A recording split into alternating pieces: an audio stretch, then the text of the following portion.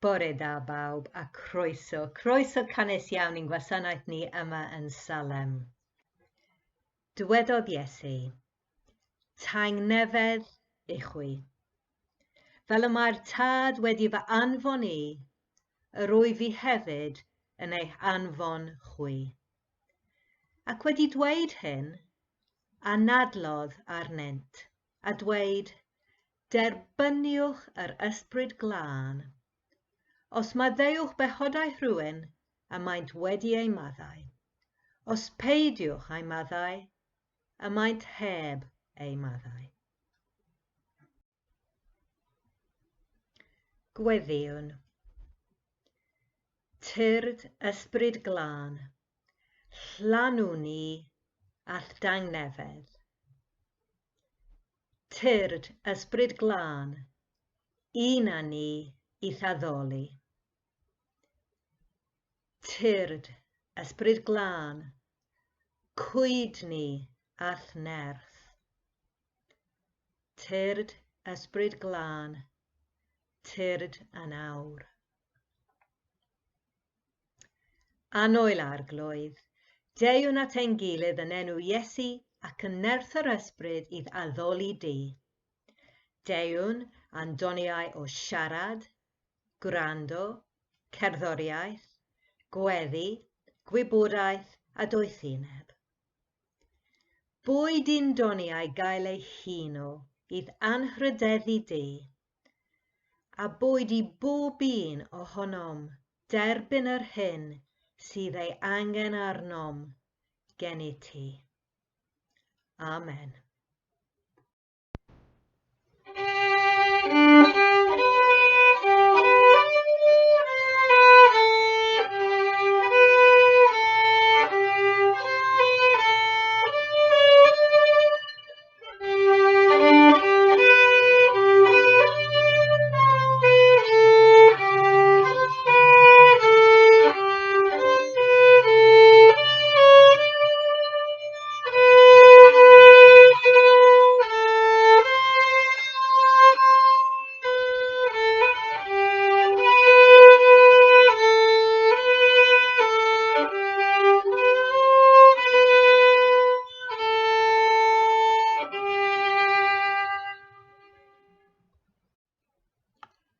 Yn y dechreuad, cafodd dwylo dwyfol, bridd cyfoethog beichiog, a'i foldion ofalus ar ei ddelw yn ôl ei linau. Yn y dechreuad, anadlodd Duw yn ffrwynau gwaith ei ddwylo, anadl ein oes, a daeth yn greadur dynol byw. Gwelodd Duw y cwbl a wnaeth, ac yr oedd yn dda iawn. Ar y Pasg cyntaf, roedden nhw'n cuddio yn ofnus dan glo. A daeth Iesu, ac yn adlu arnynt a dweud, derbyniwch yr ysbryd glân, ac roedd tangnefedd arnynt. Yn ystod y pandemig, roedd pawb yn hunan-ynasu dan glo, ac roedd ofn arnynt, ac roedd yn adlu ar dy gymydog yn drysedd, ac roedd pobl yn marw oherwydd diffyg anadl. Ond, ar y Sul Gwyn, daeth Iesu, ac yn adlu arnynt a dweud, yr wyf yn rhoi i chwi fy nghangnefedd i fy hun. Peidiwch a gadael i ddim gynhyrfu'ch calon, a pheidiwch ag ofni.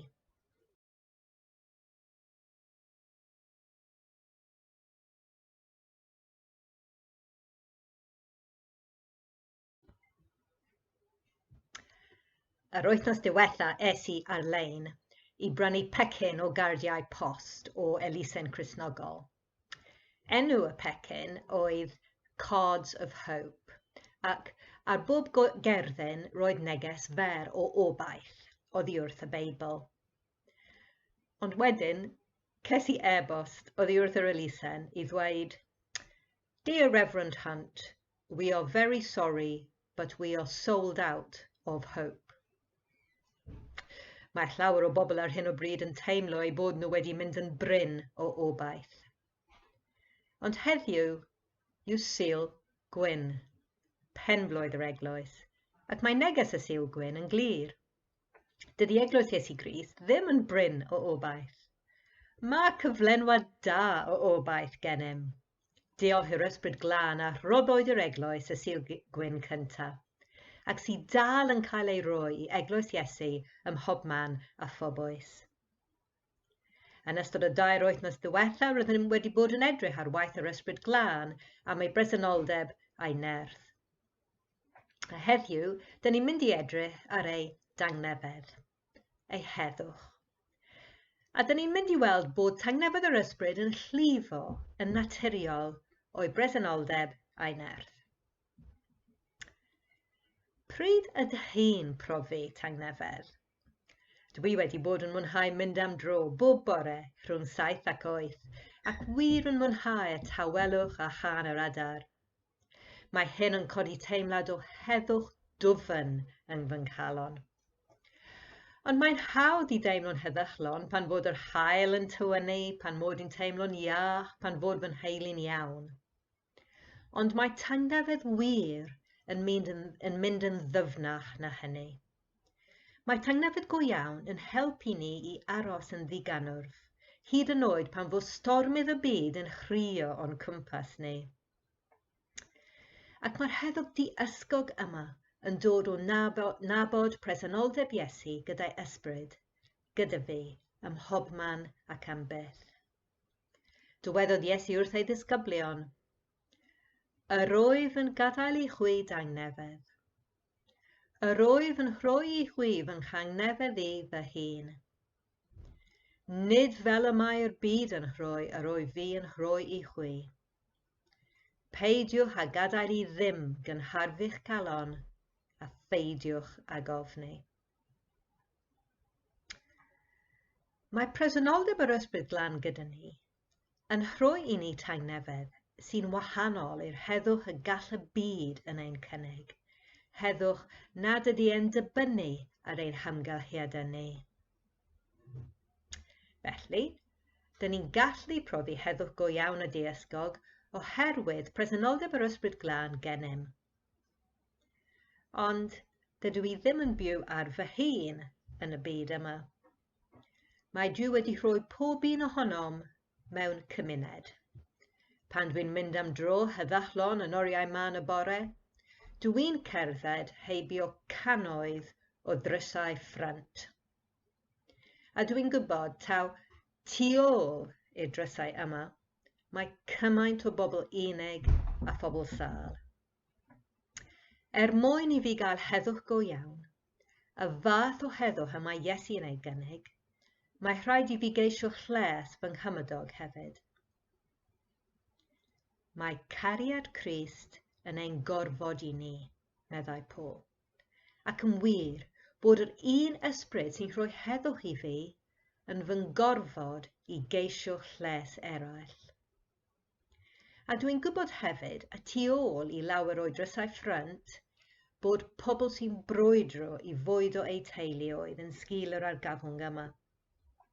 Felly, dwi'n dysgu bod heddwch fy cymuned yn dibynnu ar gyfiawnder, a does dim modd cael heddwch go iawn heb gyfiawnder. Mae'r gair Ubuntu mewn iaith Africanaidd yn golygu ydw i oherwydd yr ydym. Ac mae'n ffordd hyfryd o gyfleu'r synwyn o gydsafiad sy'n dweud does dim modd i fi gael heddwch os nad oes heddwch gennyt. Hynny yw, pan dwi'n dweud bod ysbryd Iesu yn rhoi heddwch i ni, dwi'n gweld bod y gair heddwch ag ystyr sy'n llawer lletach na'r teimlad hyfryd o dawelwch y dwi'n ei brofi pan dwi'n cerdded o gwmpas ein pentref hyfryd.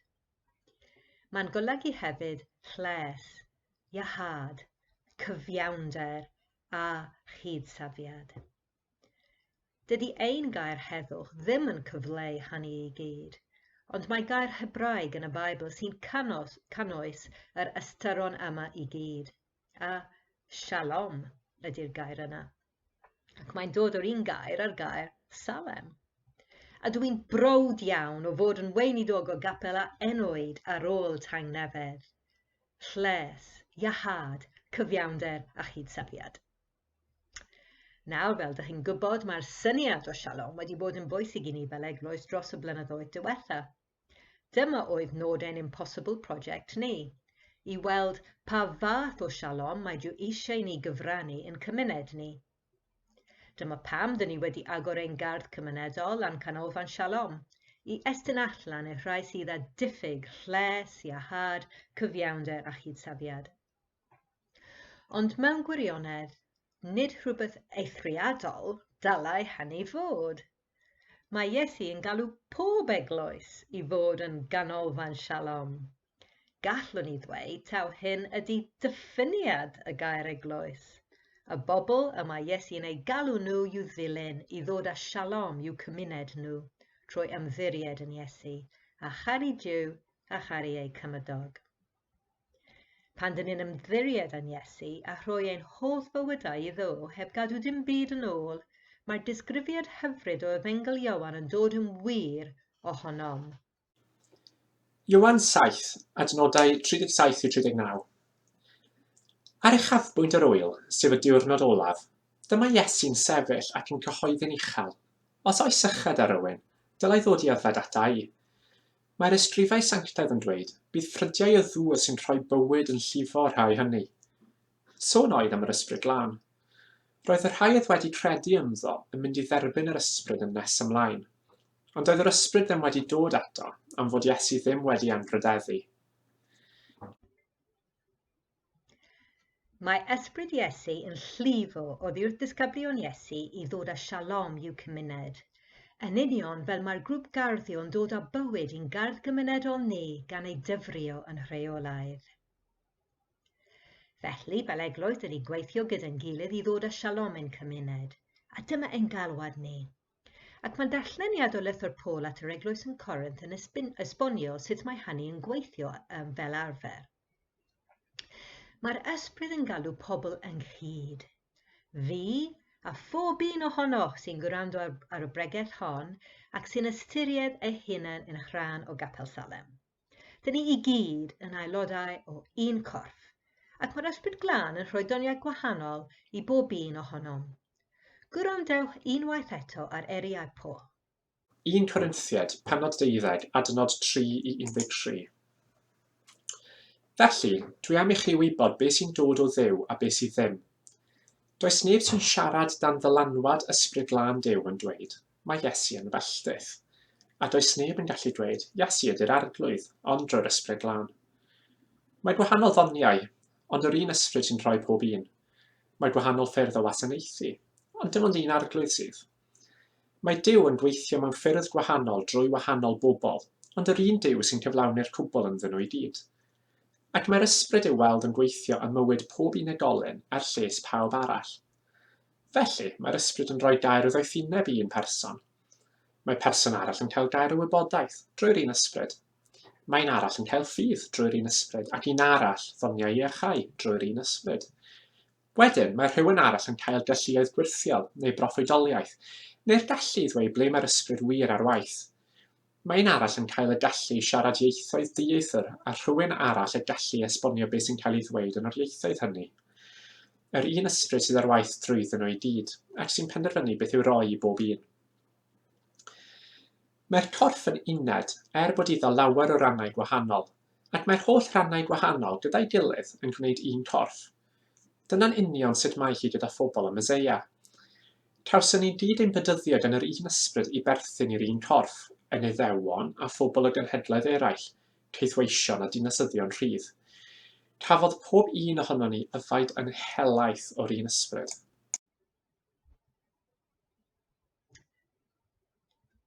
Dyma'r egwyddor holl bwysig. Mae'r ysbryd i'w weld yn gweithio ym mywyd pob unigolyn lles pawb arall. Mae doniau ysbrydol gan bawb, doniau gwahanol, ond mae pob unigolyn yn bwysig mewn bywyd yr eglwys. Mae pob unigolyn yn rhan o'r busnes o ddod â Shalom yn cymuned ni. Ac mae hyn i gyd lles pawb arall. Sut ydych chi'n teimlo ar ôl clywed hynny i gyd? Efallai fynd yn ôl i gychwyn y bregeth, eich bod chi'n teimlo diffyg heddwch. Efallai bod chi'n teimlo'n llawn cynnwrf ac yn dyheu am heddwch go iawn. Os ydych, beth am ddwy'n eich cof unwaith eto geiriau hyfryd Iesu yn Ioan 14. Yr oedd yn gadael ei chwyd angnefedd. Yr oedd yn rhoi ei chwyd yn changnefedd i fy hun. Nid fel y mae'r byd yn rhoi yr oedd fi'n rhoi ei chwi. Peidiwch â gadael i ddim gynharfu'ch calon, a pheidiwch â gofni. Neu efallai bod chi'n teimlo chydig yn drist nad ydych chi'n gallu bod yn rhan o waith yr eglwys ar hyn o bryd, oherwydd eich bod chi'n hunan ynysu. Dw i wir yn credu bod pawb yn gallu cymryd rhan, gan weddïo, gan codi'r ffôn i ddweud gair o anogaeth, gan anfon cerdyn trwy'r post, gan recordio rhywbeth i gymryd rhan mewn gwasanaeth ar-lein. Beth am ofyn i ysbryd Iesu beth mae'n dy alw di i'w wneud? Cofiwch, mae pawb yn rhan o'r un corff, ac mae'r ysbryd i'w weld yn gweithio mywyd pob unigolyn er lles pawb arall. Neu efallai bod chi'n teimlo llawn cyffro, i ddeall yn ddyfnach pa fath o dangnefedd cyfoethog y mae'r ysbryd yn cynnig. Nid dim ond i ni fel unigolion, ond i'n holl gymuned ni. Mae ysbryd Iesu'n ein hannog i freuddwydio breuddwydion mawr ar gyfer ein cymuned. Breuddwydion o heddwch, a chyfiawnder, a lles, a iahad, a chydsafiad. Felly beth am stopio'r fideo am funud a meddwl am eich stryd neu'ch milltir sgwâr chi.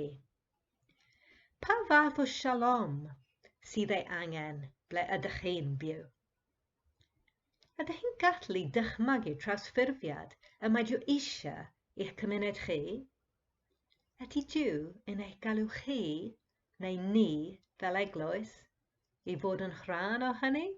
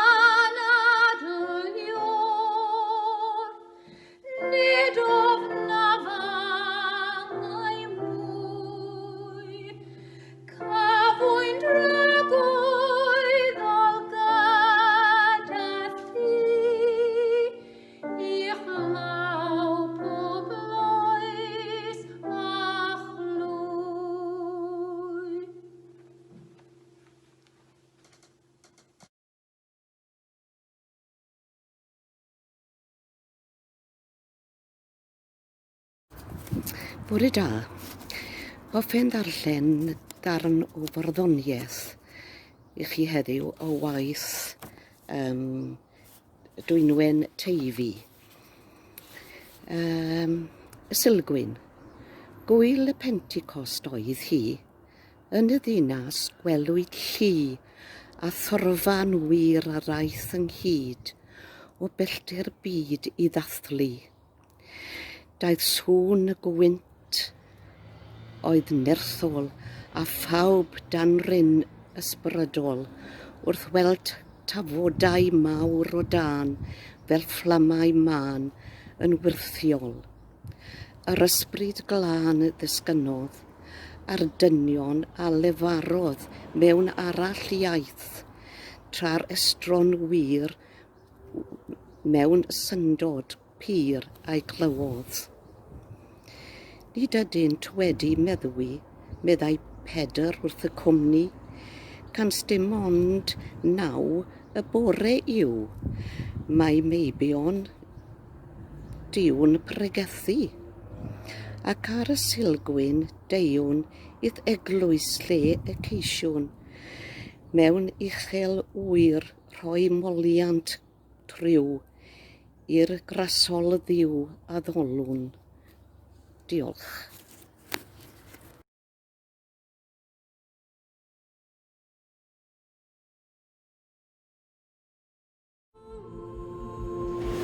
The world is united by an enemy. A virus that is stealing lives and spreading fear.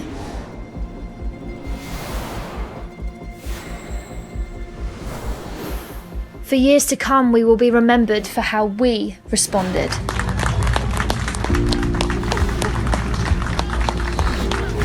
For staying home and protecting our communities. And also for loving our global neighbours. We will be remembered for praying, for giving, to help them respond.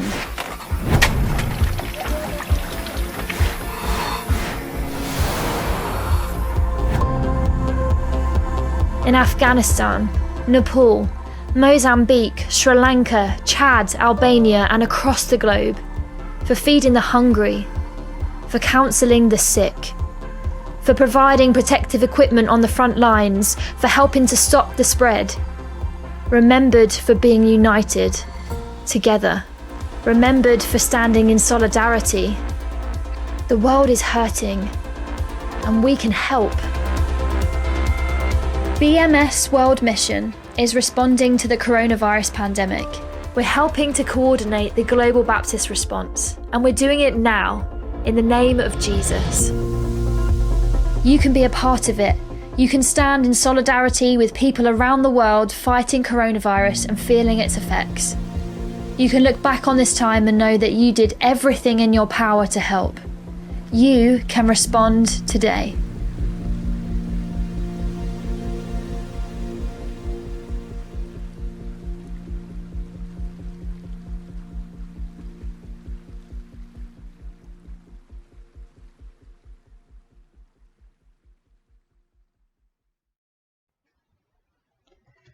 Boed i nerth yr ysbryd eich herio.